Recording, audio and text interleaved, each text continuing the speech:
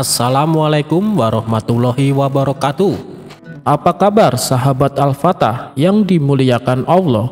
Semoga kita dalam keadaan sehat, dilimpahkan rezekinya dan diberikan keberkahan dunia dan akhirat. Amin ya robbal alamin.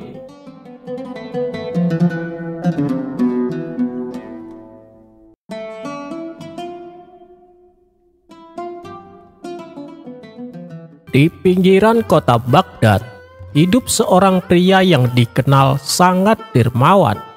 Namanya Hasan. Setiap hari orang-orang bercerita tentang kebaikannya.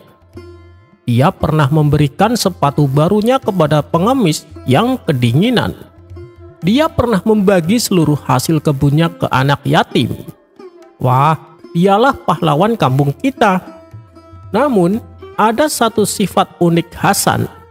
Ia hanya mau berbagi atas inisiatifnya sendiri.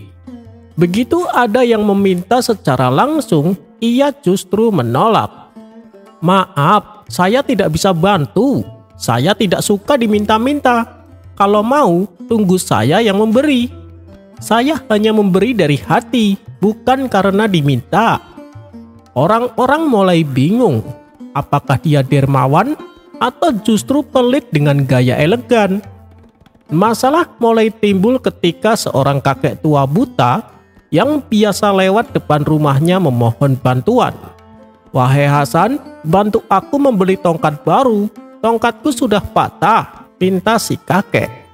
Hasan malah menjawab, aku tahu kamu butuh, tapi karena kau minta, maaf, aku tidak bisa. Jawab Hasan. Kabar ini sampai ke telinga Abu Nawas yang sedang berada di kedai teh dekat masjid. Ia menyesap tehnya pelan-pelan lalu bergumam, orang ini seperti teko penuh air yang hanya mau dituangkan sendiri, tapi ketika kita haus dan meminta malah ditutup rapat. Maka pada keesokan harinya Abu Nawas mendatangi rumah Hasan dengan rencana cerdik. Wahai Tuan Hasan, aku ingin minta sesuatu, ucap Abu Nawas. Hasan mengangkat alisnya. Langsung minta ya? Seperti biasa, maaf. Abu Nawas mengangguk paham. Baik, kalau begitu aku akan kembali besok tanpa meminta apa-apa, ucap Abu Nawas. Keesokan harinya, Abu Nawas duduk diam di depan rumah Hasan, tak mengatakan sepatah kata pun. Ia hanya duduk, tersenyum, lalu pulang. Hari berikutnya, ia kembali. Duduk lagi, diam, senyum, pulang. Begitu terus 7 hari berturut-turut. Hasan mulai heran. Wahai Abu Nawas, apa yang kau cari dariku? Abu Nawas menjawab santai. Tidak apa-apa, aku hanya duduk. Karena kalau aku meminta sesuatu, kau pasti menolak, bukan? Tapi kalau aku tidak minta, siapa tahu kau akan memberi. Mendengar itu Hasan geleng-geleng kepala. Kok ini aneh Abu Nawas? Hari ke-8 Hasan merasa terganggu. Ia akhirnya mengambil satu kantong emas dan memberikannya kepada Abu Nawas. Hei Abu Nawas, ini untukmu karena kau tidak meminta. Abu Nawas menerima dengan senyum licik lalu berkata, terima kasih Hasan. Tapi sebenarnya aku akan memberikan kepada kakek buta yang kau tolak minggu lalu karena dia minta. Wajah Hasan langsung memerah. Tapi kenapa kau tidak bilang dari awal? Tanya Hasan. Karena jika aku bilang kau akan menolak, jawab Abu Nawas.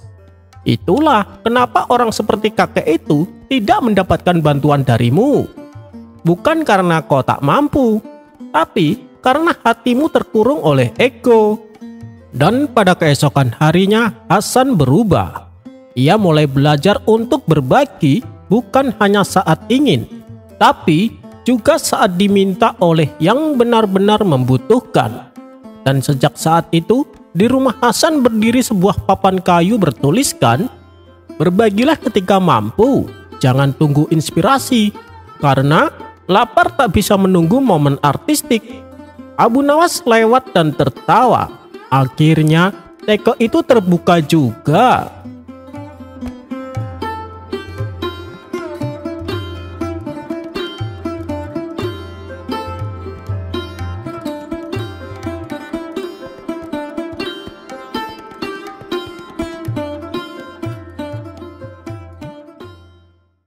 Dahulu, ada seorang ulama sufi yang sangat disegani dan dihormati oleh seluruh masyarakat.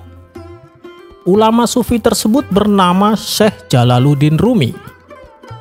Suatu malam, Jalaluddin Rumi mengundang gurunya untuk datang ke rumah. Dengan senang hati gurunya pun menerima undangan tersebut. Maka berangkatlah ia ke rumah Jalaluddin Rumi. Setibanya di sana, sang guru langsung dipersilahkan masuk. Kemudian Jalaluddin Rumi menyiapkan hidangan istimewa untuk menjamu gurunya. Setelah semua hidangan telah siap disajikan di atas meja, tiba-tiba gurunya berkata, "Apakah kau bisa menyediakan minuman arak untukku?"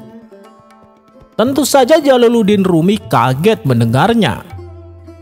"Memangnya guru juga minum?" tanyanya. "Iya," jawab gurunya. "Maaf guru, saya tidak mengetahui hal ini," balas Jalaluddin Rumi. "Nah, sekarang kau sudah tahu, maka sediakanlah," ujar gurunya. "Tapi guru, waktu sudah larut malam, dari mana aku bisa mendapatkan arak?" tanya Jalaluddin Rumi. "Perintahkanlah salah satu pembantumu untuk membelinya," jawab gurunya. "Wahai guru, kalau aku menyuruh pembantuku, dia akan mengira aku suka minum arak. Kehormatanku akan hilang di hadapannya, dan aku akan dicap sebagai orang munafik," balas Jalaluddin Rumi. "Kalau begitu, kau sendiri pergilah keluar untuk membeli minuman arak," kata gurunya menyarankan. "Wahai guru, seluruh kota mengenalku sebagai orang yang terhormat, bahkan mereka memuliakanku.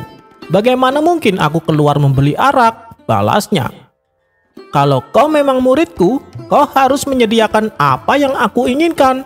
Tanpa minuman arak, aku tidak akan memakan hidanganmu, dan aku tidak akan mengajakmu bicara," ujar gurunya.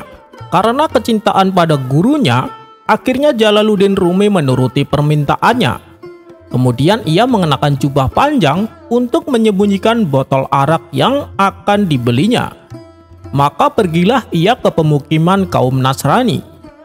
Sebelum sampai ke pemukiman tersebut, tidak ada satu orang pun yang berpikir macam-macam terhadapnya.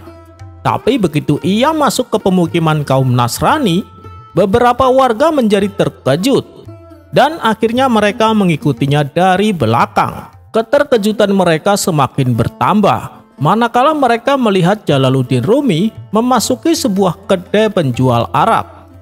Ia terlihat membeli botol arak dan menyembunyikannya di balik jubah. Ia pun kemudian bergegas pergi. Setelah kejadian itu, ia diikuti terus oleh orang-orang yang jumlahnya bertambah banyak. Hingga sampailah ia di depan masjid tempat ia menjadi imam bagi masyarakat kota. Tiba-tiba salah seorang yang mengikutinya berteriak dengan suara lantang, "Wahai para penduduk kota, Syekh Jalaluddin Rumi yang setiap hari jadi imam sholat kalian, baru saja pergi ke perkampungan Nasrani dan membeli minuman arak." Orang itu berteriak demikian sambil menyikap jubah yang dikenakan oleh Jalaluddin Rumi. Maka terlihat botol minuman arak yang disembunyikan di balik jubahnya. "Lihatlah botol yang dipegangnya. Itu adalah botol minuman arak. Orang yang mengaku ahli ibadah ini ternyata gemar mabuk-mabukan," teriaknya kembali. Para warga yang menyaksikan itu menjadi marah besar kepadanya. Mereka merasa dibohongi dengan perilaku Jalaluddin Rumi yang dianggap berpenampilan sok alim. Akibatnya masing-masing warga bergantian meludahi muka Jalaluddin Rumi. Bahkan ada yang sampai memukulnya. Melihat Jalaluddin Rumi yang hanya terdiam, orang-orang semakin yakin bahwa selama ini mereka telah ditipu oleh kebohongan Jalaluddin Rumi tentang zuhud dan takwa yang diajarkannya. Di saat itulah gurunya datang dan mencegah para warga yang memukuli Jalaluddin Rumi. "Berhenti kalian! Kalian orang-orang yang tidak tahu malu.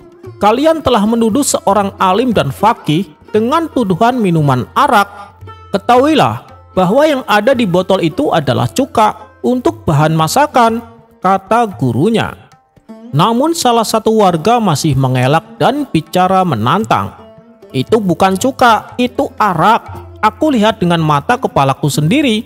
Dia membelinya di pemukiman Nasrani, teriaknya.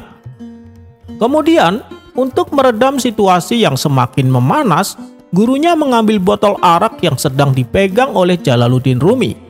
Lalu ia membuka tutup botol dan meneteskan isinya di setiap tangan para warga yang ada di situ. Ketika mereka mencicipinya, ternyata itu memang cuka. Melihat kenyataan ini, para warga pun menyesal dan merasa bersalah. Mereka lalu memukuli kepala mereka sendiri sebagai tanda penyesalan. Mereka juga bersimpuh di kaki Jalaluddin Rumi dan memohon maaf kepadanya. Hingga akhirnya satu persatu warga pelan-pelan pergi dari hadapannya. Setelah semuanya benar-benar telah pergi, Jalaluddin Rumi berkata kepada gurunya, "Wahai guru, kenapa minuman arak tersebut bisa berubah menjadi cuka?" Gurunya menjawab, "Sebelum aku datang ke rumahmu, aku terlebih dulu mendatangi kedai penjual arak. Lalu aku perintahkan kepada si penjual, apabila kau membeli arak, supaya dikasih botol berisi cuka."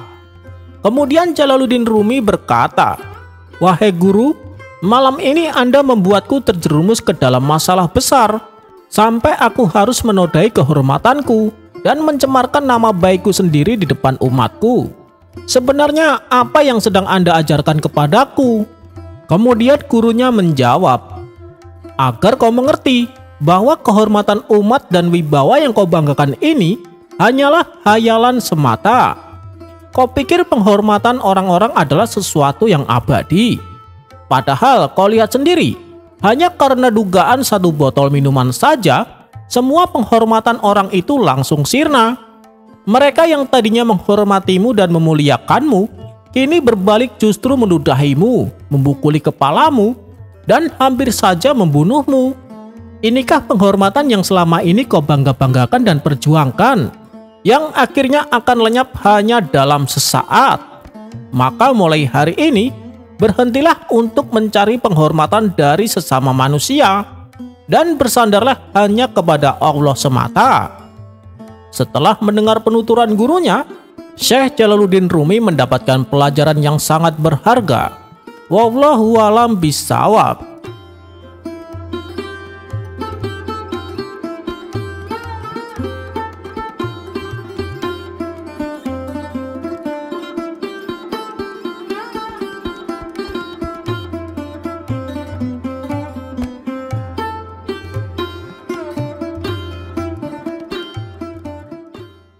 Suatu hari di warung tempat biasa Abu Nawas nongkrong, didatangi oleh 3 orang asing.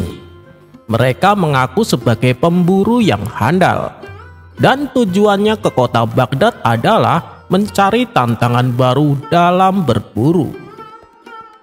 Tak lama kemudian datanglah Abu Nawas. Ia segera mengambil tempat duduk yang tak jauh dari mereka. Melihat kehadiran Abu Nawas, salah satu dari mereka bertanya, "Wahai tuan, adakah di daerah ini terdapat hutan yang penuh dengan binatang buas?" Abu Nawas menjawab, "Iya, ada. Sepertinya kalian adalah pemburu ya?" Kata Abu Nawas balik bertanya.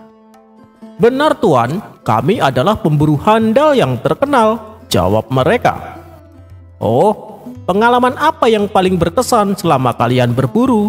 tanya Abu Nawas kembali.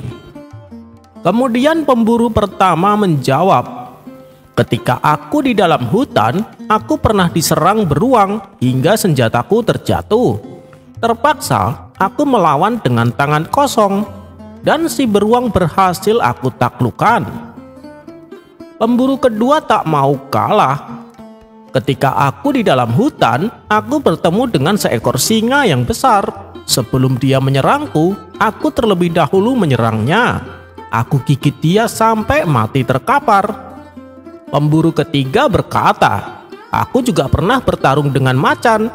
Kala itu, aku sedang ketiduran di tengah hutan. Tiba-tiba datang seekor macan menghampiriku.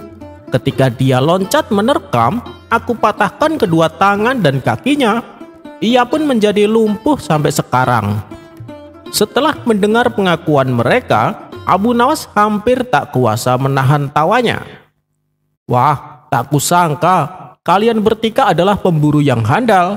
Pantas saja nama kalian sangat terkenal.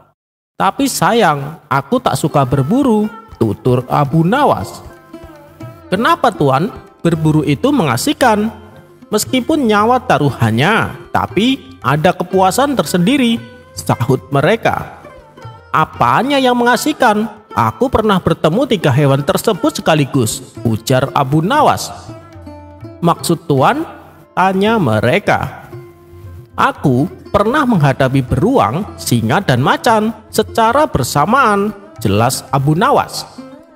"Terus, apakah mereka menyerang Tuan?" tanya salah satu pemburu. "Tidak, mereka tak berani. Ketika aku dekati satu persatu, mereka hanya menatapku. Bahkan ketika aku menghardiknya, tak ada satupun yang berani bergerak. Itulah sebabnya aku malas berburu. Tidak ada tantangannya sama sekali," jawab Abu Nawas. "Mungkin hewan-hewan itu sudah jinak Tuan, jadi tidak menyerang manusia," ujar para pemburu. "Jinak bagaimana? Mereka itu di tengah hutan belantara," jelas Abu Nawas. "Luar biasa, Tuan memang hebat. Tapi kalau kami jadi Tuan, kami pasti akan membunuhnya. Bisa Tuan tunjukkan di mana Tuan bertemu dengan ketiga hewan tersebut?" tanya mereka. "Oh, tentu saja bisa. Tempatnya ada di pameran lukisan hewan-hewan. Datanglah ke alun-alun Baghdad tiap Kamis sore. Kalian pasti akan menemukannya," celetuk Abu Nawas. Mendengar itu seketika mereka tertawa terpingkal-pingkal.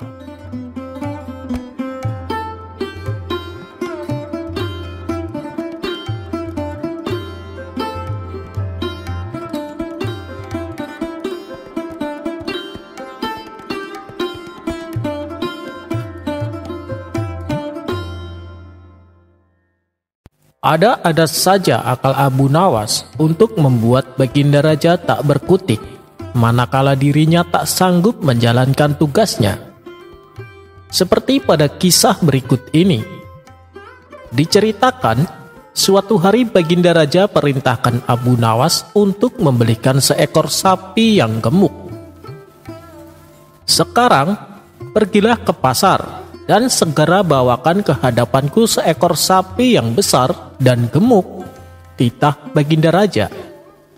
Tugasnya memang sederhana, tapi yang membuat Abu Nawas bingung, Baginda Raja sama sekali tak memberinya uang.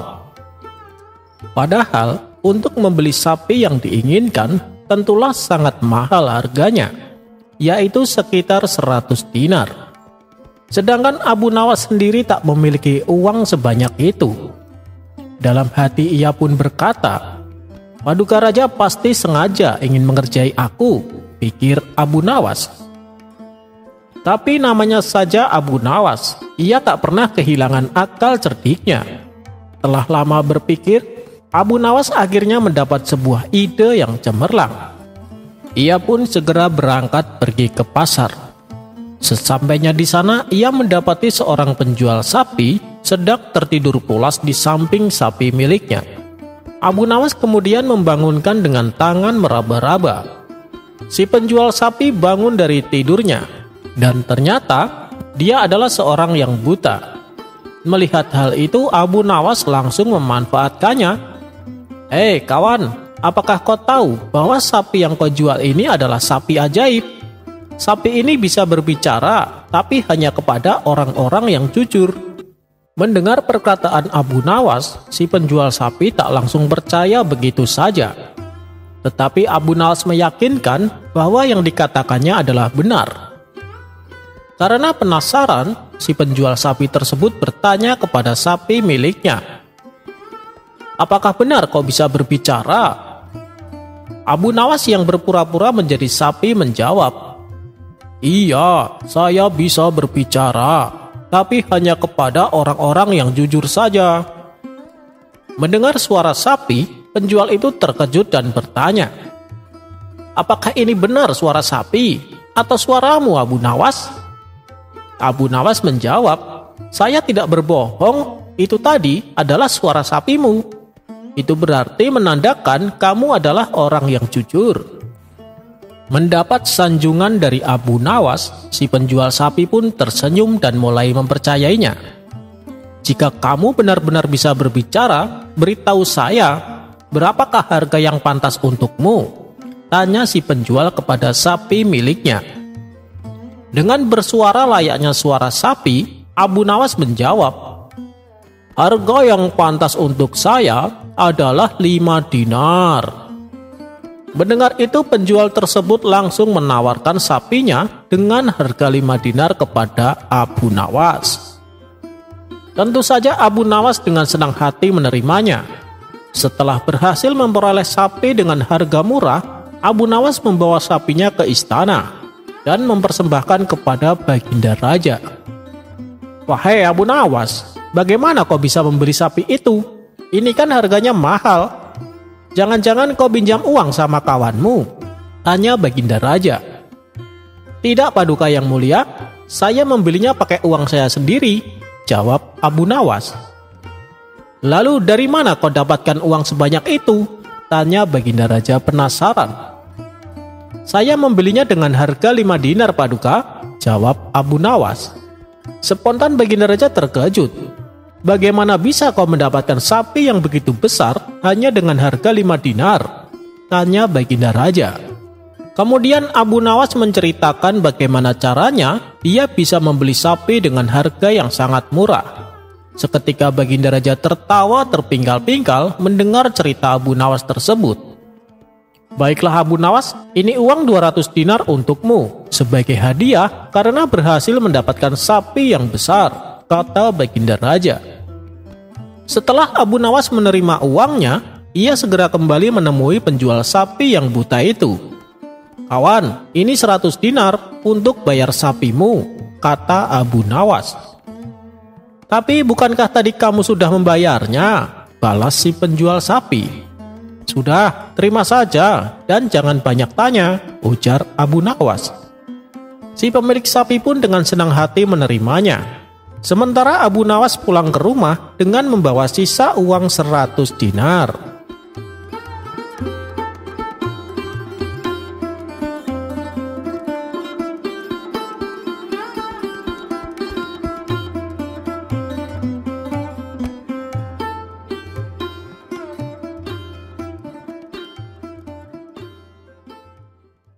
Maraknya kasus pencurian belakangan ini membuat masyarakat Baghdad mulai waspada.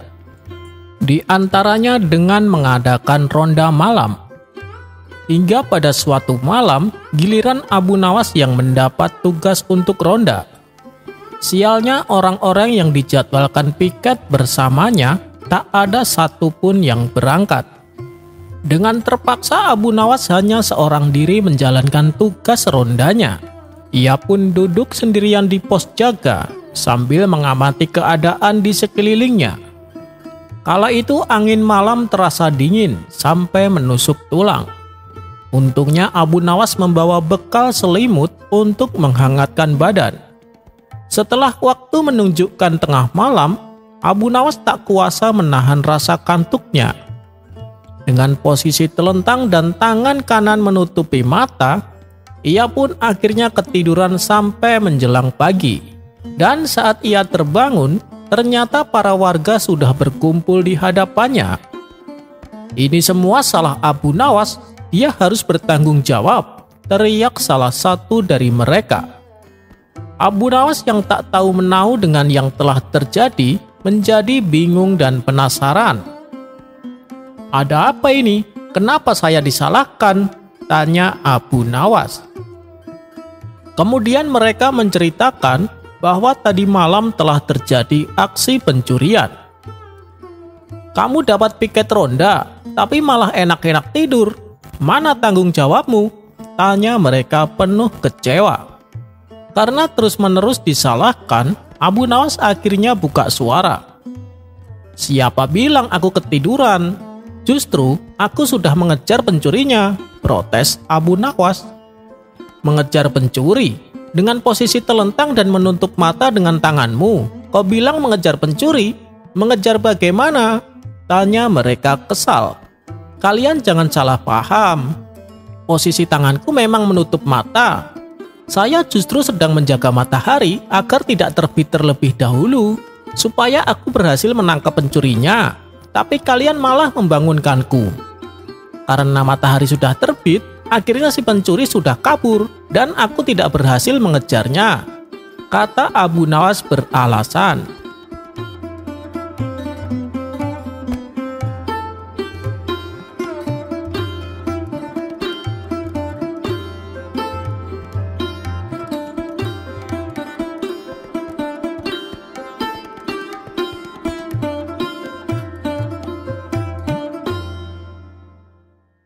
Di suatu pagi yang cerah, Abu Nawas tampak duduk santai di depan rumahnya. Lama-kelamaan akhirnya ia pun merasa jenuh. Dan untuk menghilangkan rasa jenuhnya, ia memutuskan pergi ke warung untuk nongkrong bersama kawan-kawannya. Akan tetapi, setibanya di warung ternyata masih sepi. Karena tak ada seorang pun di situ, Abu Nawas lalu memilih untuk jalan-jalan ke pasar.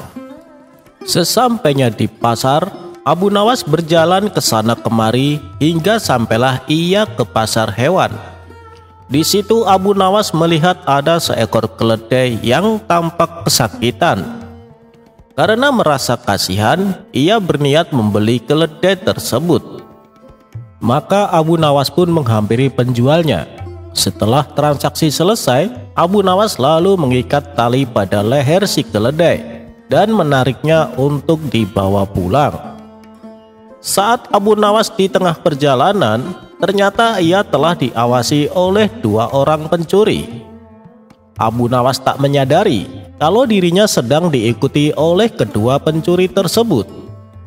Mereka berdua berjalan tepat di belakang Abu Nawas. Lalu ketika Abu Nawas sedang lengah, salah satu pencuri dengan perlahan melepas tali yang mengikat leher keledai dan memasangkan talinya ke leher pencuri itu sendiri. Sementara kawan pencuri satunya mengambil si keledai dan membawanya lari. Setelah sampai di rumah, Abu Nawas menoleh ke belakang untuk melihat keledainya. Abu Nawas langsung kaget dan terkejut karena keledai yang dibawanya berubah menjadi manusia dengan kepala terikat. Dengan terheran-heran Abu Nawas pun bertanya kepadanya, "Kamu ini siapa?" Dengan berpura-pura menangis, orang itu menjawab, "Wahai Tuan, aku adalah orang yang bodoh yang telah dimurkai oleh ibuku. Beliau telah mendoakanku agar Allah mengubahku menjadi seekor keledai. Dan doa beliau pun dikabulkan oleh Allah. Kemudian mereka menjualku di pasar. Namun berkat barokah tanganmu, tentu aku dapat berubah kembali menjadi manusia seperti semula." Pencuri itu pun lalu mendekat dan mencium tangan Abu Nawas, seraya mengucapkan terima kasih dan minta didoakan. Entah kenapa kali ini Abu Nawas bisa dengan mudahnya percaya atas perkataan si pencuri tersebut. Bahkan ia menasehati agar jangan lagi mengulangi kesalahannya dan senantiasa untuk berbakti kepada orang tuanya. Abu Nawas pun lalu melepaskan pencuri tersebut. Hari berikutnya, Abu Nawas kembali jalan-jalan di pasar. Dan ketika sampai di pasar hewan, tiba-tiba ia melihat keledainya yang dibelinya tempo hari. Dengan cepat Abu Nawas mendatangi keledai tersebut dan membisikkan ke telinganya, "Wahai pria kurang ajar, kamu tidak mendengarkan nasihatku, sehingga ibumu murka lagi padamu dan kembali mengutukmu menjadi keledai. Kali ini aku tidak akan membelimu," ujar Abu Nawas geram dan meninggalkannya.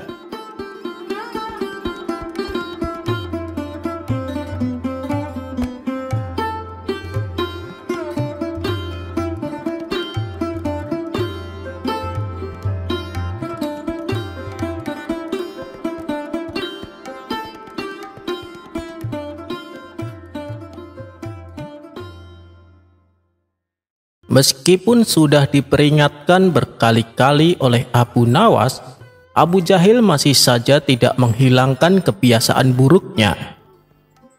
Kebiasaan buruknya tersebut adalah minum minuman arak. Menurut anggapan Abu Jahil, minum minuman arak tak ubahnya seperti makan buah anggur. Tak perlu disalahkan apalagi menghukuminya haram, sebab minuman arak terbuat dari buah anggur. Suatu hari, ketika Abu Nawas hendak ke masjid, ia kembali mendapati Abu Jahil sedang mabuk-mabukan di pinggir jalan. Kebetulan saat itu melintas para prajurit istana tengah berpatroli. Mereka pun segera menangkap Abu Jahil dan dibawa ke istana untuk mendapat hukuman. "Hei Abu Jahil, kamu tidak ada kapok-kapoknya, selalu saja bikin kesalahan yang sama," bentak Baginda Raja. "Memangnya ada yang salah dengan perbuatan saya?" protes Abu Jahil. "Mabuk minuman keras di pinggir jalan kau bilang tidak salah.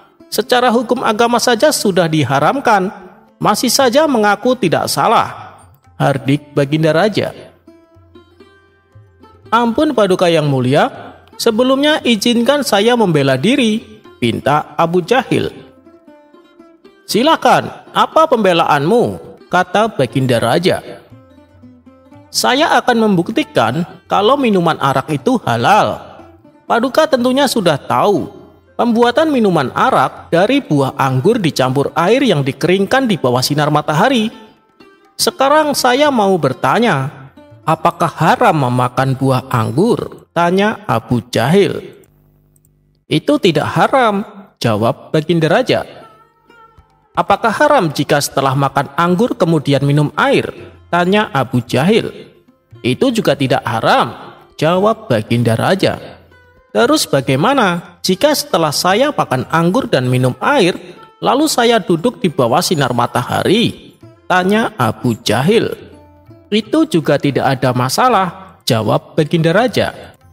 "Bila demikian, ketika adonan buah anggur dan air dijemur bawah terik matahari, bagaimana ini bisa menjadi haram? Padahal tidak ada bedanya dengan yang tadi saya katakan," tutur Abu Jahil. Mendengar hal itu, Baginda Raja hanya terdiam. Ia bingung harus berkata apa. "Iya, tapi kan dalam ajaran agama kita mengharamkan minuman keras," ujar Baginda Raja. "Jangan bicara soal hukum agama Paduka, kita pakai logika saja," balas Abu Jahil. Untuk kedua kalinya Baginda Raja tak bisa berkutik. Kemudian terlintas di benaknya untuk meminta bantuan Abu Nawas. "Baiklah Abu Jahil, sebelum aku memutuskan kamu salah atau tidak, aku akan panggil Abu Nawas kemari," kata Baginda Raja. Maka beberapa pengawal istana diperintahkan Baginda Raja untuk menjemput Abu Nawas. Singkat cerita, datanglah Abu Nawas menghadap Baginda Raja. "Ada apa Paduka? Kenapa Paduka terlihat kebingungan?" tanya Abu Nawas. Baginda Raja pun lalu memberitahu tentang masalah yang sedang dihadapinya. "Oh, kalau itu sih gampang Paduka," saut Abu Nawas. Kemudian Abu Nawas menghampiri Abu Jahil dan meminta dia untuk mengulangi pertanyaannya. Dengan penuh percaya diri, Abu Jahil mulai bertanya, "Begini Abu Nawas, tentu kamu sudah tahu pembuatan minuman arak terbuat dari buah anggur yang dicampur air, kemudian dikeringkan di bawah sinar matahari. Sekarang saya mau bertanya, apakah haram saya memakan buah anggur?" tanya Abu Jahil. "Tidak haram," jawab Abu Nawas. "Apakah haram jika setelah makan anggur kemudian minum air?" tanya Abu Jahil. "Itu juga tidak haram," jawab Abu Nawas. "Baiklah, terus bagaimana jika setelah saya makan anggur dan minum air, lalu saya duduk di bawah sinar matahari?" tanya Abu Jahil kembali. "Tidak ada masalah," jawab Abu Nawas. "Bila demikian, ketika adonan buah anggur dan air dijemur di bawah terik matahari, bagaimana ini bisa menjadi haram? Padahal tidak ada bedanya dengan yang tadi saya katakan," ujar Abu Jahil. "Wahai Abu Jahil, sebelum aku menjawab pertanyaanmu, aku akan tanya terlebih dahulu. Jika segenggam tanah aku lemparkan di rambut kepalamu, apakah itu berbahaya? Tanya Abu Nawas. Tentu saja tidak, jawab Abu Jahil. Lalu tanah yang ada di rambutmu aku siram dengan air, apakah sakit? Tanya Abu Nawas lagi. Tentu saja tidak, Abu Nawas, jawab Abu Jahil. Baik, setelah apa yang menimpamu, kemudian kamu berjemur di bawah sinar matahari, apakah itu akan membuatmu sakit juga? Tanya Abu Nawas. Itu juga tidak, jawab Abu Jahil. Sekarang begini Abu Jahil, jika aku mengolah segenggam tanah dicampur air, lalu aku jemur di bawah sinar matahari hingga menjadi batu bata, kemudian aku lemparkan di kepalamu, apakah terasa sakit? Tentu saja sakit Abu Nawas, dan itu bisa menyebabkan pendarahan, jawab Abu Jahil. Nah, jadi kesimpulannya adalah adonan tanah dan air yang menjadi batu bata bisa melukai manusia. Demikian pula dengan adonan buah anggur dan air yang kemudian menjadi minuman keras. Itu bisa menjadikannya banyak masalah dan adalah wajib menghukum peminumnya, terang Abu Nawas. Mendengar penjelasan Abu Nawas, Abu Jahil tak mampu mendebatnya. Sementara Baginda Raja memuji kecerdasan Abu Nawas. Bagaimana Abu Jahil? Apakah kamu masih mau mengelak? Tanya Baginda Raja. Abu Jahil hanya terdiam. Ia pun akhirnya dimasukkan ke dalam penjara untuk menjalani hukuman.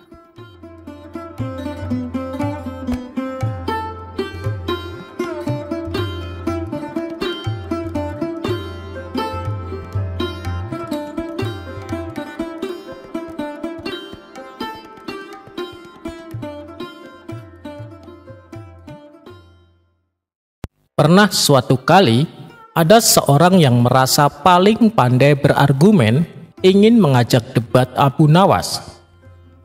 Saking hobinya berdebat dengan orang-orang, apapun topik pembicaraannya selalu saja dijadikan bahan perdebatan. Hingga pada suatu ketika, ia melihat Abu Nawas sedang nongkrong sendirian di warung.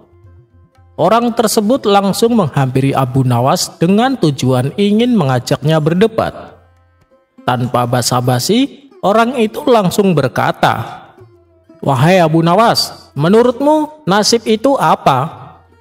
Abu Nawas menjawab, "Nasib hanyalah dugaan-dugaan semata." "Kenapa bisa begitu Abu Nawas?" tanya orang itu heran. "Begini, engkau menganggap bahwa segalanya akan berjalan baik, tetapi kenyataannya tidak begitu. Nah, itu yang disebut nasib buruk. Atau engkau punya dugaan bahwa hal-hal tertentu akan menjadi buruk, tetapi nyatanya tidak terjadi. Itu namanya nasib baik.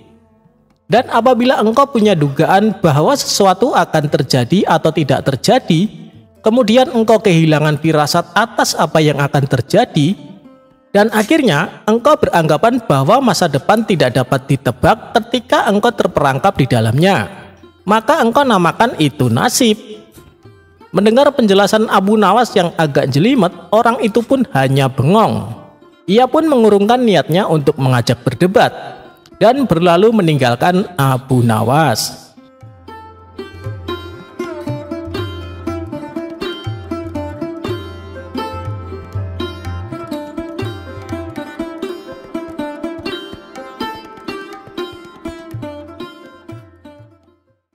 Dikisahkan, ada seorang pemuda yang tidak mempercayai adanya alam akhirat. Menurutnya itu hanyalah sebuah omong kosong. Si pemuda sangat berhasrat sekali ingin mengajak debat siapa saja yang meyakini adanya alam akhirat. Hingga pada suatu ketika, saat si pemuda nongkrong di warung, ia melihat Abu Nawas tengah duduk bersama kawan-kawannya. Kala itu, Abu Nawas sedang menjelaskan betapa pedihnya siksa kubur, terutama bagi orang-orang kafir yang tidak mempercayai Allah dan Rasul-Nya. "Wahai Abu Nawas, jadi orang kafir ketika di alam kubur dia langsung mendapatkan siksaan?" tanya salah satu kawannya. "Benar, orang tersebut langsung mendapatkan siksa," jawab Abu Nawas. Mendengar percakapan Abu Nawas dan kawan-kawannya, si pemuda merasa penasaran. "Apa benar yang dikatakan Abu Nawas? Saya ingin membuktikannya," kata si pemuda dalam hati.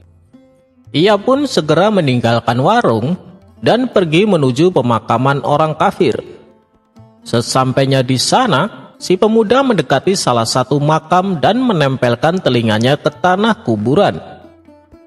Namun setelah sekian lama, si pemuda tak mendengar apapun. Dasar Abu Nawas, ia pandai sekali berdusta. Pantesan ia banyak disukai orang. Bualannya terdengar sangat meyakinkan, batin si pemuda. Di saat itulah terbesit niat untuk mempermalukan Abu Nawas. "Ini saat yang tepat untuk mengajaknya berdebat. Akan aku permalukan dia di depan orang-orang," ucap si pemuda. Maka ia pun langsung beranjak dari pemakaman dan kembali menuju warung untuk menemui Abu Nawas dan kawan-kawannya. Setelah tiba di hadapan Abu Nawas, si pemuda berkata, "Hei Abu Nawas, barusan aku dari kuburan orang kafir. Kau bilang, katanya orang kafir di alam kubur mereka disiksa oleh malaikat, tapi aku sama sekali tidak mendengar apapun. Tidak ada suara tangisan ataupun jeritan. Ceritamu tentang siksa kubur hanyalah dongeng semata Abu Nawas, tidak bisa dibuktikan." Mendengar perkataan si pemuda yang tiba-tiba sempat membuat Abu Nawas terkejut. "Wahai anak muda, kemarilah, duduklah bersama kami. Biar nanti saya jelaskan," ajak Abu Nawas sambil tersenyum. Si pemuda pun mendekati Abu Nawas dan duduk tepat di sampingnya. "Jadi kamu tidak percaya adanya akhirat?" tanya Abu Nawas.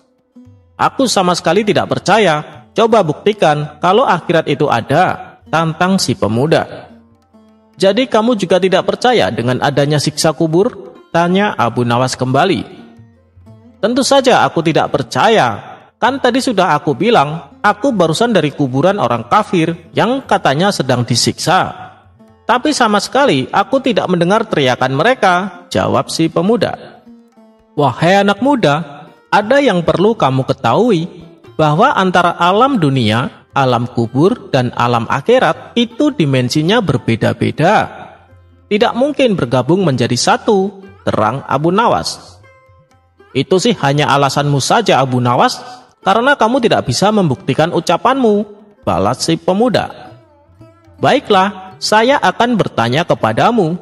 Apakah kamu pernah tidur di samping kawanmu? Dan dalam tidurmu kamu memimpikan sesuatu?" tanya Abu Nawas. "Ya, saya pernah. Memangnya kenapa?" jawab si pemuda. "Ketika kamu bermimpi sesuatu yang menakutkan, misalnya kamu dikejar oleh ular raksasa, saat itu kamu sangat ketakutan, bahkan sampai teriak minta tolong sambil berlari dengan sekencang-kencangnya. Apakah kawanmu yang sedang duduk di sampingmu mendengar teriakanmu? Apakah kawanmu bisa mengetahui kalau kamu sedang merasakan ketakutan yang amat sangat? Justru yang kawanmu tahu ketika melihatmu, dia menganggap kamu sedang tertidur pulas. Padahal waktu itu kamu sedang ketakutan dan butuh pertolongan. Itulah contoh gambaran saat kamu mendatangi kuburan orang kafir. Yang kamu lihat mereka terlihat begitu tenang. Padahal mereka sedang mengalami siksaan yang begitu dahsyat," kata Abu Nawas menjelaskan. Mendengar hal itu, si pemuda pun hanya terdiam. Dalam hati ia membenarkan apa yang diterangkan oleh Abu Nawas.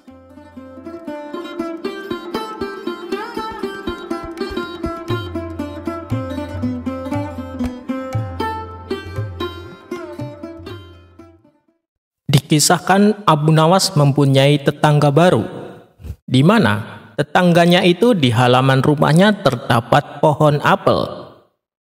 Namun, yang membuat Abu Nawas kaget, ternyata tetangganya adalah penganut aliran lain, yaitu sebagai pemuja pohon. Setiap pagi dan sore, tetangganya tersebut memberikan sesajen makanan kepada pohon apel yang ada di halaman rumahnya. Suatu hari, saat Abu Nawas pulang dari masjid, ia merasakan keinginan untuk memakan buah apel. Tapi sayangnya, ia tidak punya uang untuk membelinya. Sedangkan kalau ia minta kepada tetangganya itu suatu hal yang mustahil, karena pohon apel tersebut dijadikan sesembahan oleh tetangganya. Dan saat ia melintas di depan rumah tetangganya tersebut, kebetulan tetangganya itu sedang memberikan sesajen makanan. Abu Nawas yang terkenal dengan sifat konyolnya segera menghampiri tetangganya tersebut. "Wahai kawan, pohonmu ini benar-benar tampak sangat lemas. Aku yakin pohon ini pasti sangat lapar," ujar Abu Nawas sambil memandangi pohon apel. Mendengar ucapan Abu Nawas, tetangganya kebingungan dan heran. "Hei Abu Nawas, bagaimana mungkin pohon bisa merasakan lapar? Dari mana kau tahu?" tanya tetangganya. "Tentu saja aku tahu. Bukankah selama ini sesajen yang kau berikan tidak pernah ia makan? Dan lihatlah, ada buah apel yang seharusnya dipetik namun tetap tergantung di sana. Pohon ini pasti merasakan kelaparan karena tidak ada yang memetik buah itu," ujar Abu Nawas. Tetangganya tersebut tertegun dengan jawaban Abu Nawas. Ia pun segera memetik buah apel yang sudah matang, lalu memberikannya kepada Abu Nawas. Setelah mendapatkan buah apel, Abu Nawas langsung membawanya pulang sambil tertawa terpingkal-pingkal.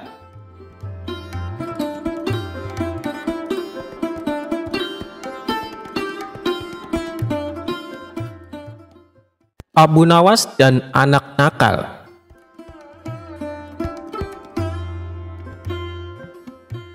Cerita Abu Nawas kali ini berawal dari suatu hari Baginda Raja kedatangan sahabatnya yang merupakan raja dari negeri seberang. Sahabatnya itu mengeluhkan perilaku putranya.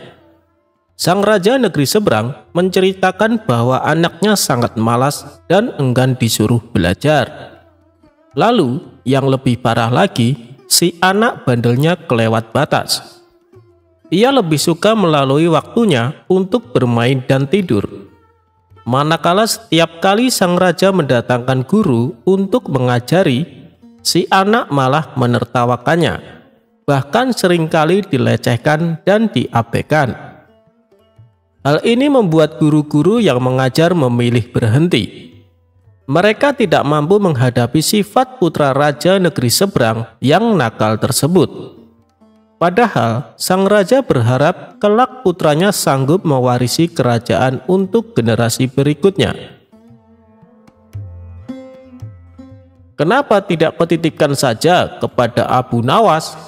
Biarkan dia mendidik anakmu dengan caranya, tutur Baginda Raja menyarankan. "Abu Nawas? Siapa itu Abu Nawas?" tanya sang raja negeri seberang. "Dia itu ulama sufi yang terkenal cerdik dan pandai di kota Baghdad," jawab Baginda Raja. "Oh, baiklah, akan aku coba. Minggu depan aku ajak putraku kemari," balas raja negeri seberang. Beberapa minggu kemudian, dengan diantar Baginda Raja, raja negeri seberang tersebut membawa putranya ke rumah Abu Nawas. Melihat kedatangan tamu seorang raja, tentu saja membuat Abu Nawas sangat terkejut.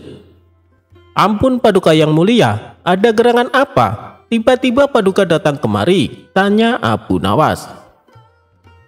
Baginda Raja lalu mengungkapkan maksud kedatangannya. Ia hendak menitipkan putra sahabatnya kepada Abu Nawas untuk diajari ilmu agama dan kedisiplinan. "Wahai Abu Nawas, ajarkan anakku ilmu agama dan didiklah dia supaya disiplin," pinta sahabat Baginda Raja. "Saya bersedia, tapi saya akan mendidiknya dengan cara saya, dan Paduka tidak boleh sakit hati," balas Abu Nawas. "Baik Abu Nawas, semuanya aku serahkan kepadamu," ujar sahabat Baginda Raja. Singkat cerita, pulanglah Baginda Raja dan sahabatnya. Baru saja ditinggal orang tuanya, si anak membuat ulah di rumah Abu Nawas. Ia dengan beraninya membentak Abu Nawas saat meminta diambilkan air minum. Awalnya Abu Nawas menanggapi dengan senyum. Ia selalu menuruti kemauan si anak tersebut. Hingga pada suatu hari, tiba-tiba Abu Nawas memukul si anak cukup keras, padahal tidak melakukan kesalahan apapun. Sejak saat itulah si anak menjadi takut kepada Abu Nawas. Sifatnya yang bandel dan suka malas-malasan mendadak berubah menjadi penurut serta rajin. Singkat cerita, beberapa tahun kemudian orang tuanya datang untuk menjemput sang putra mahkota. Si anak ini menjadi pribadi yang sopan. Dia juga cerdas dan cepat menguasai berbagai ilmu agama yang diajarkan Abu Nawas. Melihat perubahan pada diri anaknya, sang raja negeri seberang menjadi senang dan bahagia. Seiring berjalannya waktu, si anak yang sudah menginjak dewasa dinobatkan sebagai raja untuk menggantikan posisi ayahnya. Berkat kecerdasan dan kedisiplinannya, dia menjadi raja yang gagah dan berwibawa. Suatu hari dia teringat dengan Abu Nawas, sosok guru yang telah mendidiknya. Ia pun berencana untuk menemuinya dengan didampingi pasukan kerajaan. Pemuda yang kini sudah menjadi raja itu pun berangkat menuju rumah Abu Nawas. Setibanya di sana, dia langsung disambut hangat dan dipersilakan masuk oleh Abu Nawas. Setelah cukup lama berbincang-bincang, ia lalu bertanya kepada Abu Nawas, "Guru, aku mau bertanya, masih ingatkah suatu hari guru memukulku? Padahal aku tidak bersalah waktu itu. Atas dasar apa guru melakukannya?" Sekian tahun lamanya ternyata sang murid masih menyimpan pertanyaan tentang kenangan pahit dari sang guru. Mendengar pertanyaan tersebut, Abu Nawas menjawabnya dengan tersenyum. "Aku sudah lama menunggu datangnya hari ini ketika kamu bertanya tentang pukulan itu. Sekarang kamu tahu bahwa pukulan kezaliman itu membuatmu tidak bisa melupakannya begitu saja, kan? Ia terus mengganggumu setiap waktu. Maka ini adalah pelajaran untukmu di hari ketika kamu menjadi pemimpin seperti sekarang. Jangan pernah sekalipun menzalimi masyarakatmu, karena mereka tidak pernah bisa tidur dan tak pernah bisa lupa pahitnya kezaliman," terangnya. Setelah mendapat penjelasan dari Abu Nawas, sang raja yang baru itu merasa puas. Ia mendapat wejangan yang sangat berharga.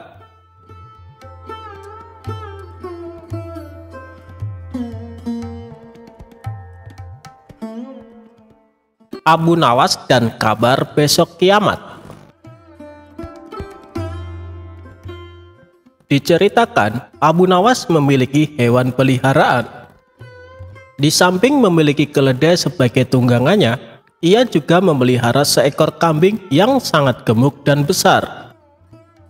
Tak pernah terlintas di benak Abu Nawas untuk menyembelihnya. Ia lebih menyukai kambingnya sebagai hewan peliharaan. Pada suatu hari, kawan-kawan Abu Nawas datang berkunjung ke rumahnya.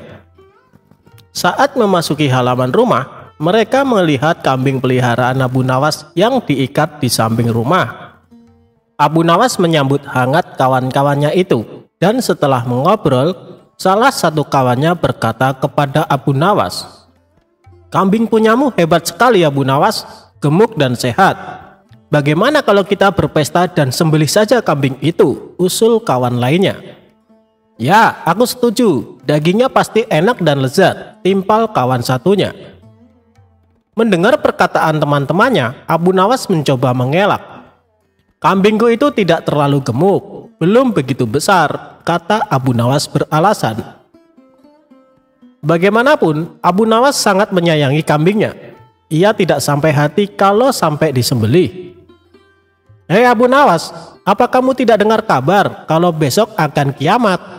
Kambingmu juga tidak akan bertambah gemuk," kata teman-temannya. "Ya Abu Nawas, besok akan kiamat, kita sembelih saja kambingnya," sahut yang lainnya. Mereka terus saja mendesak Abu Nawas agar bersedia kambing kesayangannya disembelih. Abu Nawas pun mulai kesal mendengar perkataan teman-temannya yang memaksa. "Baiklah, besok kita akan pesta di pantai. Daging kambingnya kita bakar dan kita makan sama-sama," tutur Abu Nawas. Keesokan harinya, Abu Nawas dan teman-temannya berangkat menuju sebuah pantai. Setibanya di sana, Abu Nawas berkata, "Kalian bersenang-senang saja dahulu, biar aku yang memasaknya." Mendengar itu, teman-temannya kegirangan dan mereka segera melepas baju untuk berenang di tepian pantai. Saat mereka tengah berenang, diam-diam Abu Nawas mengambil baju semua temannya.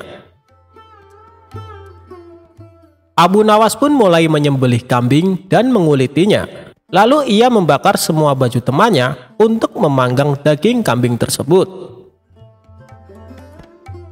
Selesai berenang, teman-temannya kebingungan mencari baju.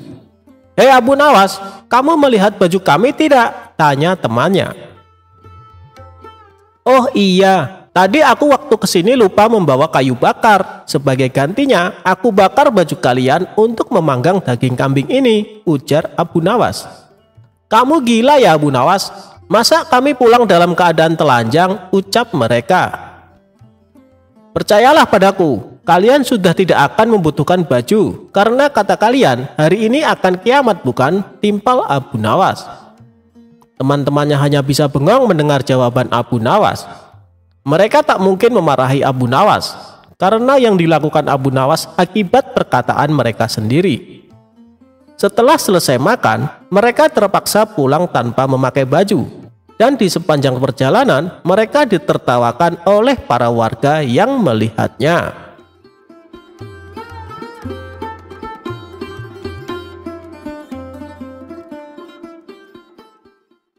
Abu Nawas mencari jarum yang hilang. Alkisah, pada suatu hari, Abu Nawas mencari sesuatu di halaman rumahnya yang penuh dengan pasir. Ternyata Abu Nawas mencari jarum. Tetangganya yang merasa kasihan ikut membantu Abu Nawas mencari jarum tersebut. Tetapi selama 1 jam lebih mereka mencari jarum tersebut tidak juga mereka temukan. Kemudian tetangganya bertanya kepada Abu Nawas, "Wahai Abu Nawas, kira-kira di mana engkau menjatuhkan jarum itu?" tanya tetangga itu. "Jarumnya sih jatuh di dalam rumah," jawab Abu Nawas. "Loh, maksudnya bagaimana? Kalau jarum itu jatuh di dalam rumah, mengapa engkau mencarinya di luar rumah?" tanya tetangga tersebut keheranan. "Karena di dalam rumah tampak gelap, sedangkan di luar terang," jawab Abu Nawas tanpa dosa. Kisah ini selesai sampai di sini, singkat namun penuh makna. Ada yang memaknai jika mencari kebahagiaan di luar rumah itu tidak ada artinya, padahal kebahagiaan sesungguhnya ada di dalam rumah yang terkadang tak terlihat.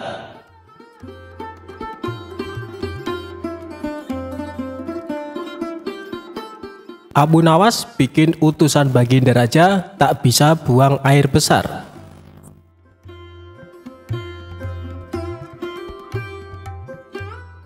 Sudah beberapa hari sosok Abu Nawas tidak hadir di istana. Hal tersebut kemudian membuat Baginda Raja sangat gundah. Baginda Raja ingin sosok Abu Nawas hadir untuk menghibur hati sang raja. Bukan tanpa usaha, Baginda Raja sudah beberapa kali memanggil Abu Nawas lewat para utusannya. Namun Abu Nawas belum juga menampakkan diri. Setelah lama berpikir mencari cara agar Abu Nawas mau datang ke istana, Baginda Raja akhirnya menemukan ide yang bisa membuat Abu Nawas bisa hadir di istana. Raja kemudian memanggil 3 orang prajurit dan menyuruh mereka pergi ke rumah Abu Nawas agar buang air besar di tempat tidurnya. "Pengawal, pergilah ke rumah Abu Nawas dan beraklah di tempat tidurnya. Dan kalau kalian berhasil, maka masing-masing akan aku berikan uang 1000 dirham, ujar Baginda Raja. Tanpa pikir panjang, ketiga utusan Baginda Raja tersebut langsung menerima perintah sang raja. Daulat Paduka, jawab ketiga prajurit tersebut secara bersamaan. Mereka pun langsung berangkat menuju rumah Abu Nawas sesuai perintah Baginda Raja. Sementara itu, duduk di sebelah raja ada Ki Patih yang mendengar obrolan rajanya dengan ketiga prajurit tersebut. Ki Patih yang mendengar raja memberikan tugas kepada tiga prajurit tersebut pun memberanikan diri untuk bertanya kepada sang raja. Ia merasa aneh dengan tugas yang diberikan Baginda Raja.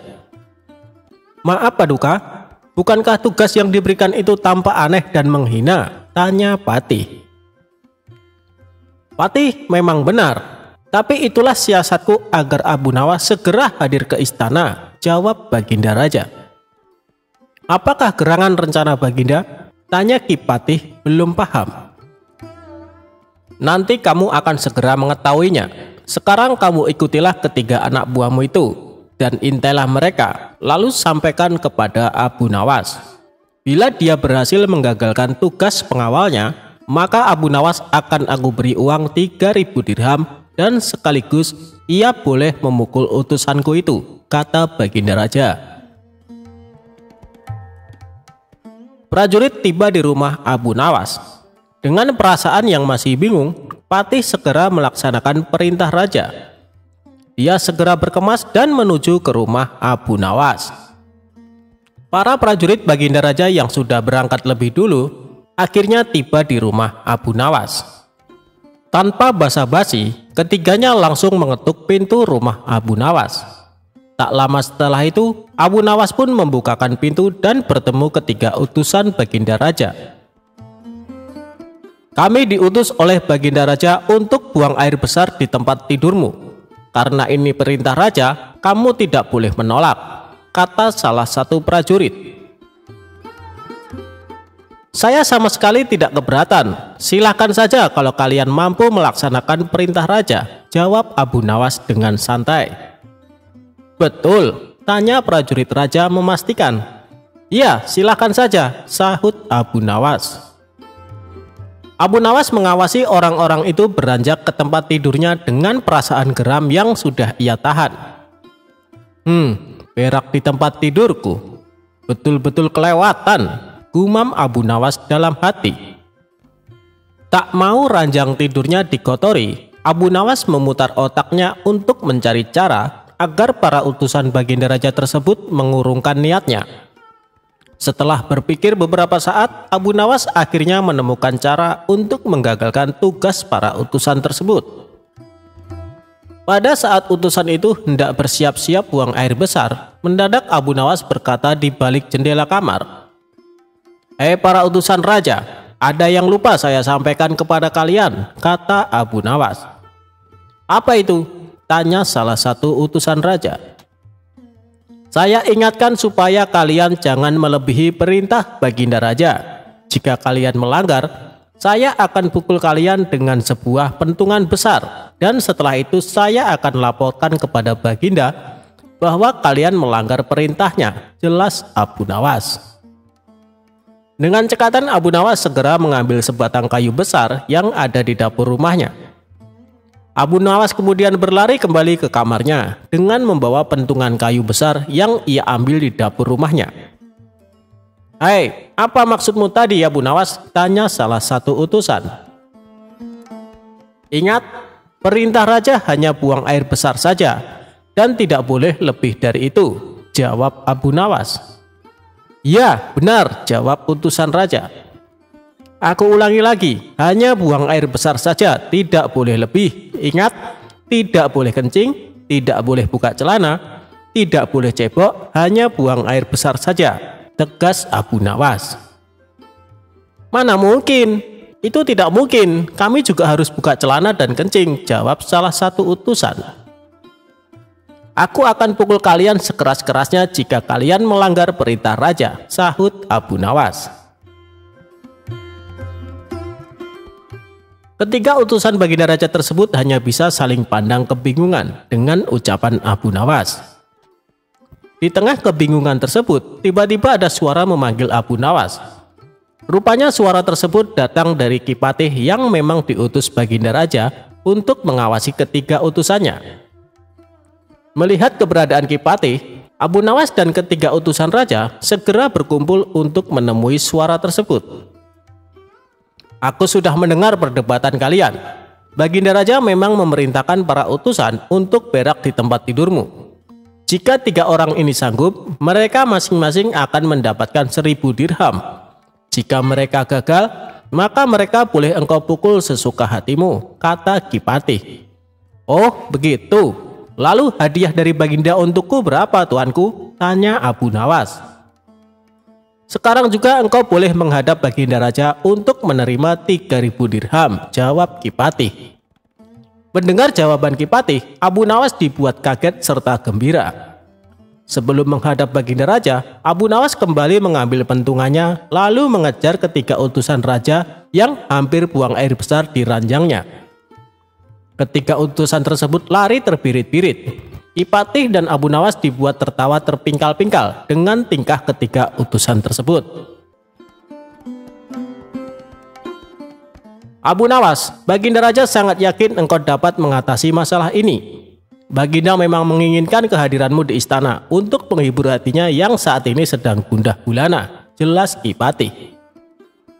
Abu Nawas menyetujui perintah Ki Patih. Dan mereka segera berangkat menuju istana untuk menemui Baginda Raja serta mengambil hadiah 3000 dirham.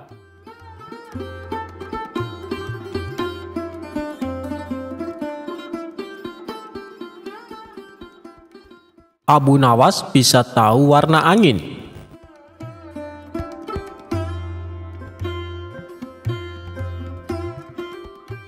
Baginda Raja menunjuk kawannya untuk menjabat sebagai gubernur di kota tempat tinggal Abu Nawas. Tapi sayangnya orang yang ditunjuk ini menyalahgunakan jabatannya. Ia sewenang-wenang memerintahkan para prajurit menangkap para sastrawan yang dianggap pintar. Setelah beberapa sastrawan ditangkap, mereka dihadapkan kepada gubernur yang baru tersebut. Satu persatu di antara mereka ditanya oleh sang gubernur. Menurutmu aku gubernur yang adil atau zolim? Tanya sang gubernur kepada para sastrawan. Sastrawan pertama menjawab, Anda adalah gubernur yang zolim. Sang gubernur terperanjat dengan jawaban tersebut. Apa alasanmu? Tanya balik gubernur. Karena Anda telah menangkapi kami tanpa sebab. Prajurit, masukkan dia ke penjara. Besok dia akan dihukum mati, ucap sang gubernur. Sastrawan berikutnya dipanggil dan diberi pertanyaan yang sama.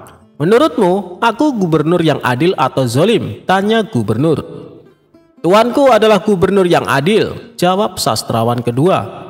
Apa alasanmu? Tanya gubernur kembali.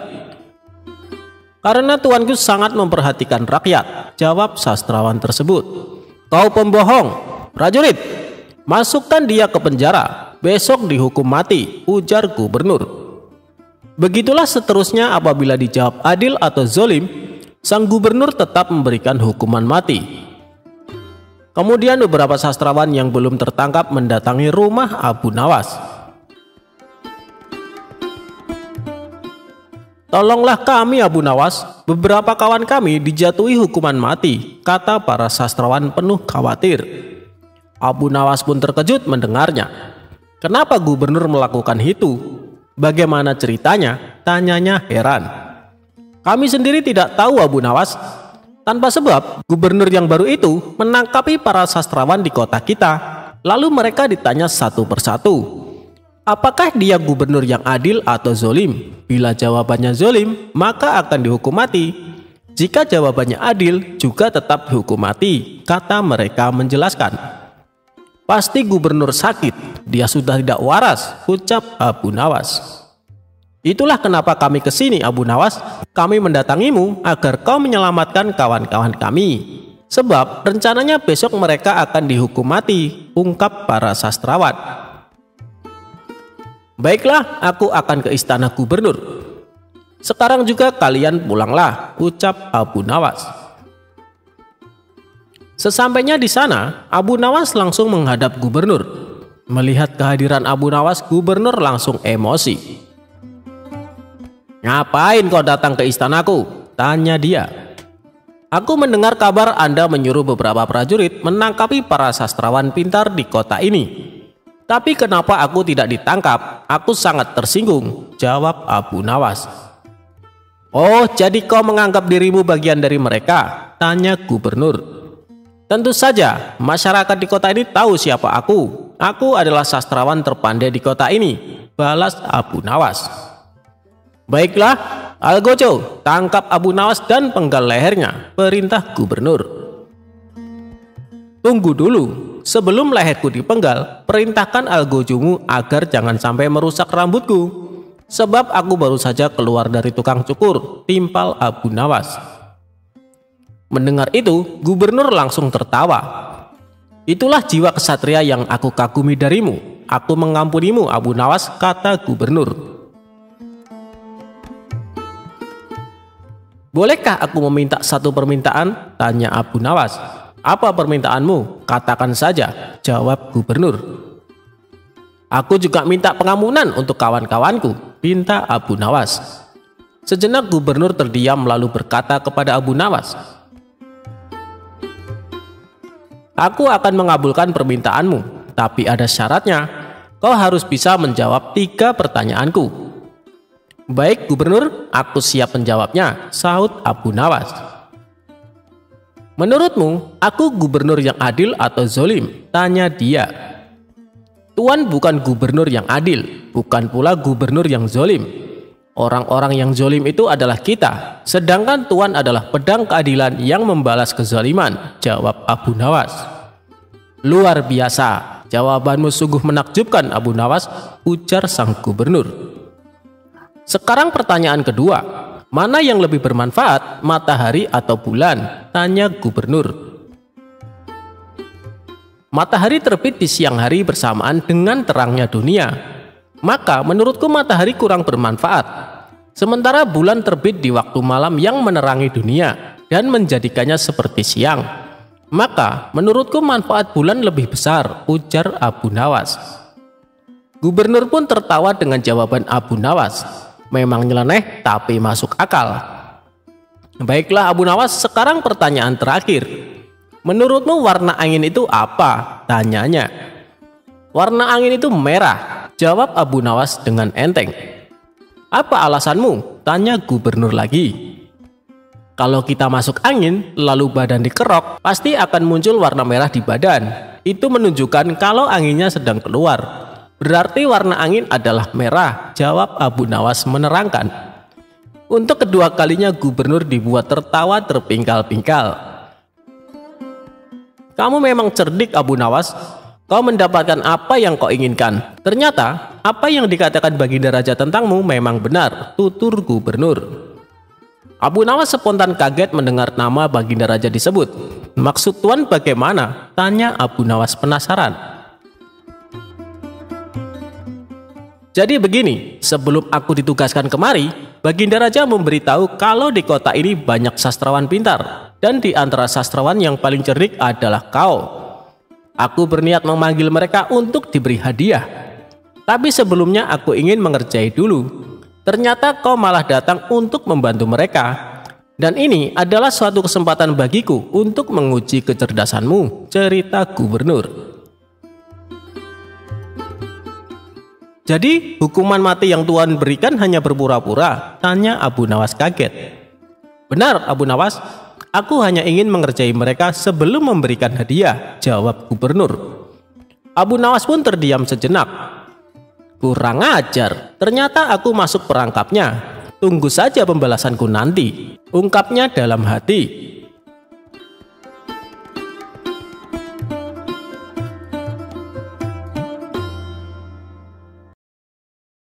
Alasan air laut rasanya asin. Suatu hari Baginda Raja merasa suntuk. Dia ingin keluar istana untuk menghilangkan rasa jenuhnya. Dia juga tidak ingin sendirian jalan-jalan. Karenanya, raja meminta pengawalnya memanggil Abu Nawas. Singkat cerita, Abu Nawas dan Baginda Raja memulai perjalanannya. Saat dalam perjalanan, Abu Nawas selalu bercerita yang membuat Baginda Raja terhibur. Ketika melintasi di tepi pantai, mereka berdua berhenti sejenak untuk beristirahat.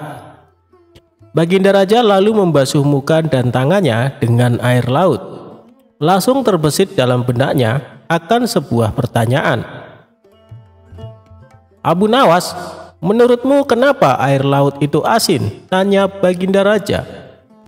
Mendengar pertanyaan dari rajanya, Abu Nawas pun menjawab, "Karena air laut tidak mengalir kemana-mana Paduka, ia senantiasa di tempatnya. Nah, untuk mencegah air laut itu tidak busuk, para leluhur kita dulu memberinya garam. Itulah sebab air laut menjadi asin," jawab Abu Nawas. Mendengar penjelasan itu, Baginda Raja tertawa terpingkal-pingkal. Perjalanan mereka berdua pun akhirnya dilanjutkan. Tidak beberapa lama dari kejauhan, mereka berdua melihat sebuah benda berkilauan. "Benda apa itu Abu Nawas? Ayo kita ke sana," ajak Baginda Raja. Abu Nawas bergegas melangkah mendahului Baginda Raja. Setelah benda itu diambil oleh Abu Nawas, ternyata hanya sebuah cermin. Abu Nawas pun segera membuangnya. Melihat hal itu, Baginda Raja terkejut. "Kenapa dibuang Abu Nawas? Memangnya itu benda apa?" tanya Baginda Raja. "Benda yang sangat jelek Paduka, wajar saja kalau si pemilik membuangnya," jawab Abu Nawas. "Tapi benda itu terlihat berkilau dari jauh," ujar Baginda Raja. "Kalau Paduka tidak percaya, ambil saja sendiri," balas Abu Nawas. Karena penasaran, Baginda Raja segera memungut benda itu. Setelah diamati, ternyata itu hanyalah sebuah cermin. Baginda Raja lalu berkata, "Ini kan cermin Abu Nawas, kenapa kau bilang kalau benda ini sangat jelek?" tanya Baginda Raja. "Coba perhatikan baik-baik, pasti Paduka akan menemukan kejelekannya," ujar Abu Nawas. Baginda Raja kembali mengamati cermin tersebut. Di situ Baginda Raja tidak menemukan kejelekan. Yang ada hanya wajahnya sendiri di dalam cermin. "Nah, itu sudah tampak jeleknya. Ayo, lekas dibuang saja bendanya Paduka," ucap Abu Nawas. Baginda Raja mulai memahami ucapan Abu Nawas. "Kurang ajar kamu Abu Nawas," balasnya sambil tertawa.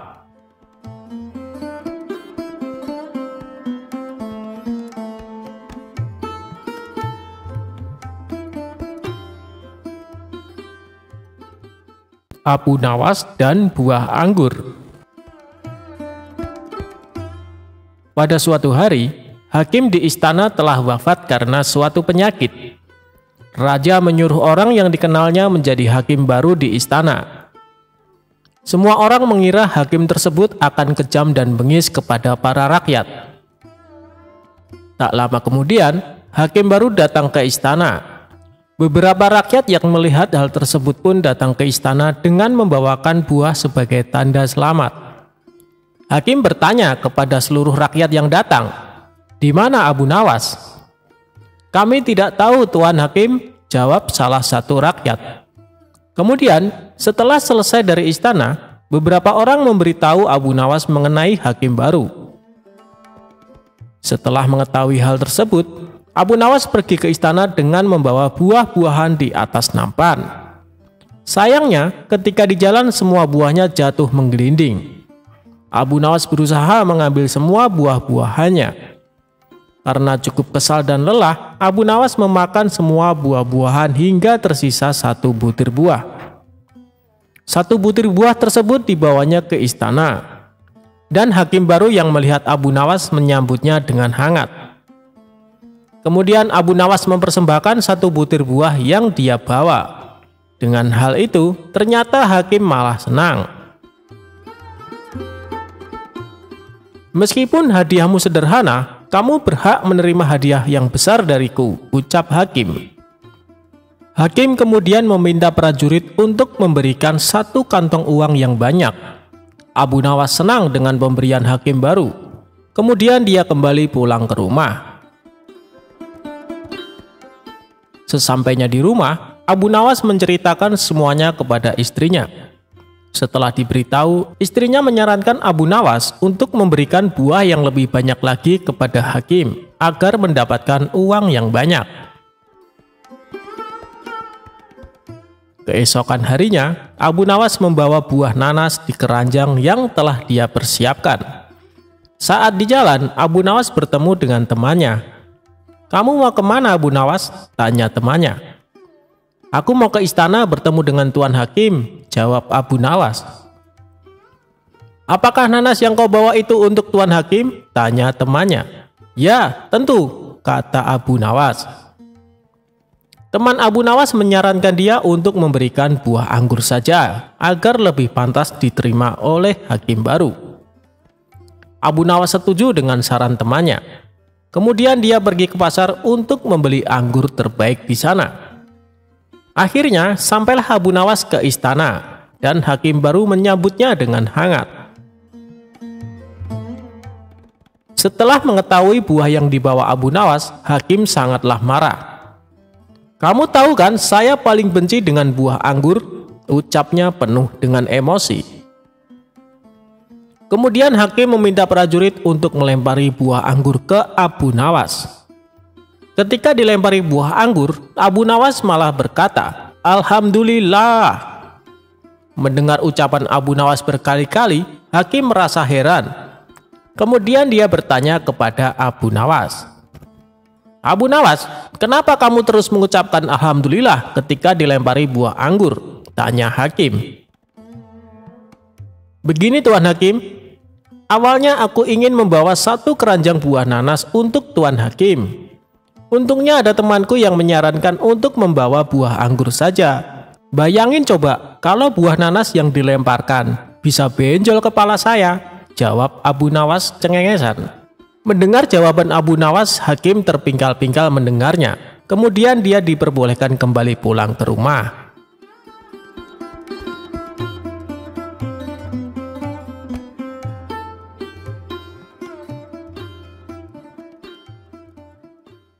Abu Nawas mengambil mahkota dari surga. Dikisahkan, pada suatu hari Baginda Raja menyamar menjadi rakyat biasa. Beliau ingin menyaksikan kehidupan di luar istana tanpa sepengetahuan siapapun agar lebih leluasa bergerak.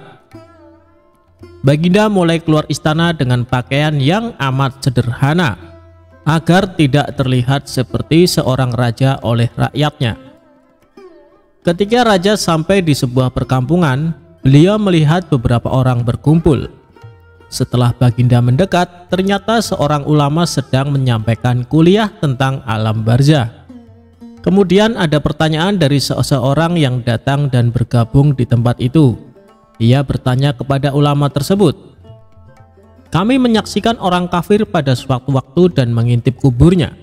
Tetapi kami tidak mendengar mereka berteriak dan tidak pula melihat penyiksaan-penyiksaan yang katanya sedang dialaminya.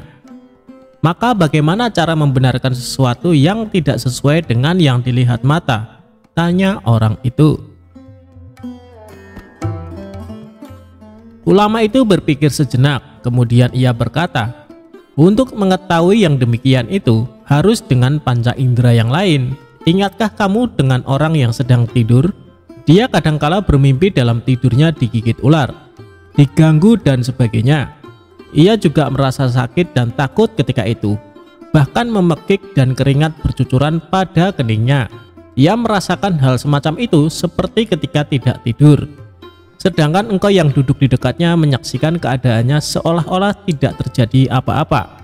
Padahal apa yang dilihat serta dialaminya adalah dikelilingi ular-ular. Maka jika masalah mimpi yang remeh saja sudah tidak mampu mata lahir melihatnya, mungkinkah engkau bisa melihat apa yang terjadi di alam barzah?" kata sang ulama. Baginda Raja terkesan dengan penjelasan ulama itu. Lalu ulama itu melanjutkan kuliahnya tentang alam akhirat. Dikatakan bahwa di surga tersedia hal-hal yang amat disukai nafsu. termasuk benda-benda. Salah satu benda-benda itu adalah mahkota yang amat luar biasa indahnya. Tak ada yang lebih indah dari barang-barang di surga, karena barang-barang itu tercipta dari cahaya. Saking indahnya, maka satu mahkota jauh lebih bagus dari dunia dan isinya. Baginda makin terkesan. Beliau lalu pulang kembali ke istana. Baginda sudah tidak sabar ingin menguji kemampuan Abu Nawas. Baginda Raja memerintahkan menterinya untuk memanggil Abu Nawas ke hadapannya.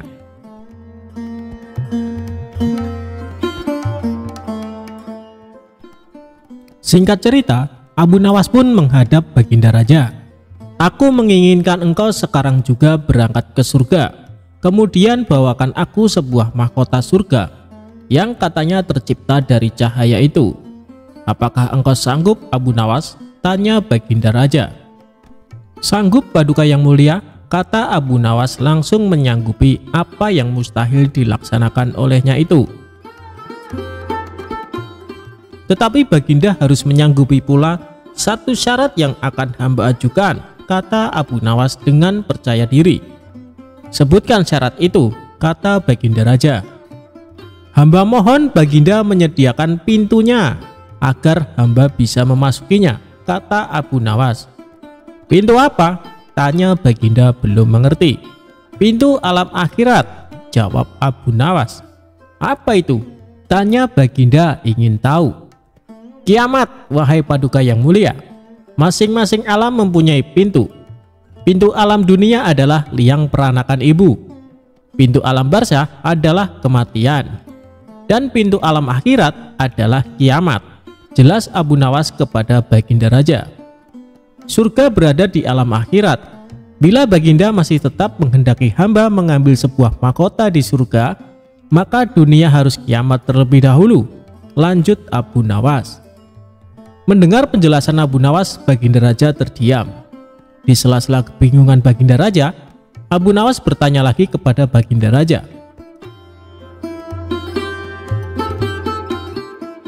"Masihkah Baginda menginginkan mahkota dari surga?"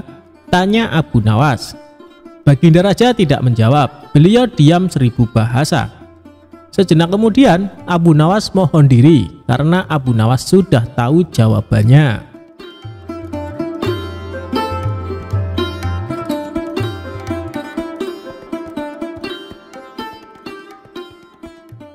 Tipu daya si pengemis dan saudagar kaya.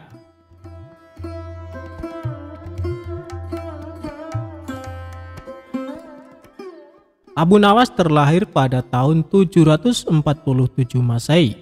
Nama lengkapnya adalah Abu Ali Al-Hasan bin Hani Al-Hakimi. Kepiawaian Abu Nawas dalam mencipta syair ketika itu nyaris tak tertandingi. Terbukti walaupun dalam keadaan mabuk, ia tetap mampu melahirkan mutiara-mutiara kata yang indah. Abu Nawas pun dikenal sebagai sosok sufi yang bijaksana dan kocak. Kisahnya lucu, mengocok perut, dan syarat akan suri tauladan.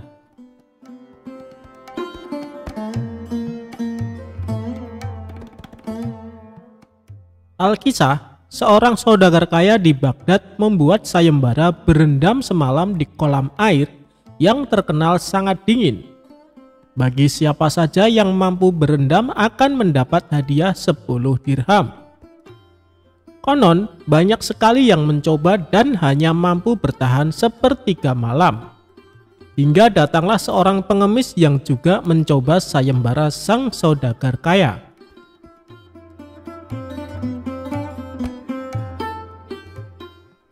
Singkat cerita, si pengemis pun hampir menyerah di tengah malam. Kemudian berdoalah si pengemis kepada Allah, dan ia pun tidak merasa kedinginan lagi.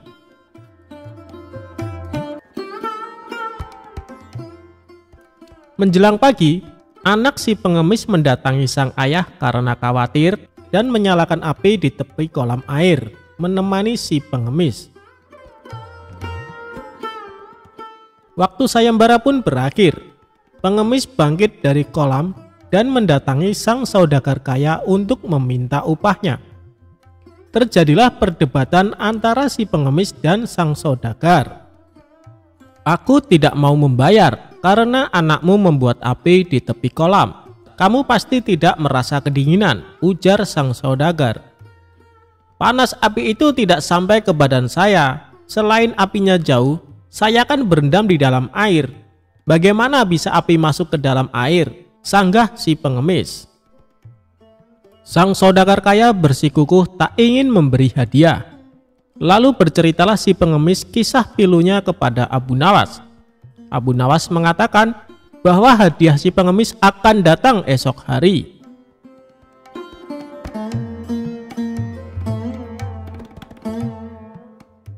Keesokan harinya, Abu Nawas menyelenggarakan sebuah hajat dengan mengundang sang saudagar kaya tersebut bersama Baginda Raja beserta para petinggi istana. Tak ada suguhan yang tersaji di acara hajatan itu. Abu Nawas berkata pada sang raja bahwa masih sedang memasak nasi.